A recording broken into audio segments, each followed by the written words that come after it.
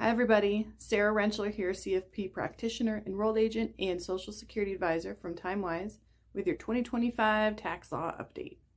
So I know there's been a lot going on this year with the new administration.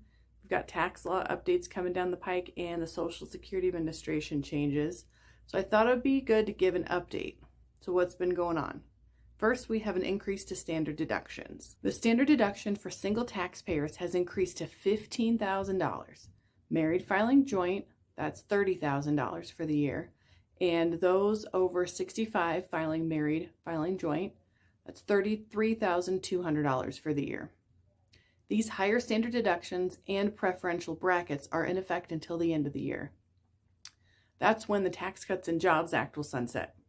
We are watching this legislation very closely and will keep you updated as updates come out of Washington. Another update, annual gift tax exclusions have been increased, so that's $19,000 per person. For example, a married couple can gift another married couple up to $76,000 for the year without triggering any gift tax reporting requirements. The estate exclusion amount has also increased to $13,990,000, meaning if a person in 2025 passes with an estate this amount or lower, there is no estate tax due. So while traditional and Roth IRA contribution maximums remain at a combined amount of $7,000 for those under 50 and $8,000 for those 50 plus, the income levels that determine eligibility to contribute to a Roth has increased for 2025. So, for example, those married filing joint can make up to $246,000 and still contribute to a Roth for the year. All right, 401k contribution maximums. We have two updates here. First, for those under 50, your contribution maximum has increased to $23,500, and for those 50 and over, maximum contribution has increased to $31,000. So new this year, there's a super special catch-up for those 60 to 63. Your max is $34,750 for the year. That's pretty exciting. All right, now let's move on to Social Security. The cost of living adjustment, or COLA, for 2025 is 2.5%.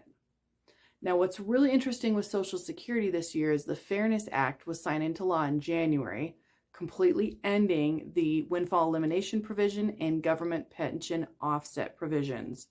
These had reduced or completely eliminated benefits for certain individuals with non-covered pensions.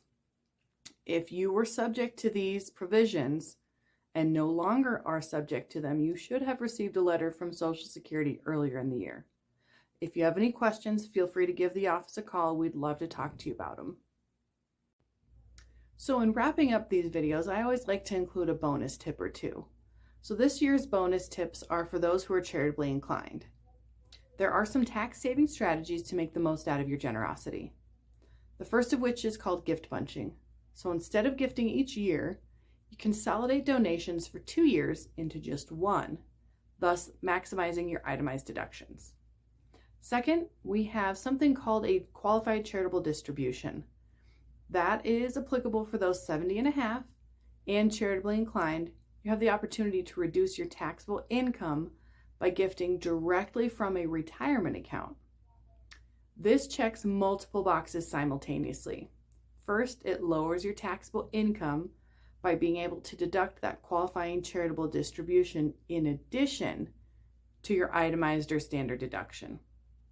It also satisfies your required minimum distribution if you are subject to that. And third, it maintains that charitable gifting goal that you have. So while tax season is over, tax planning is a year-round effort. I want to thank you for watching, and please reach out to the office with any questions. Have a good day.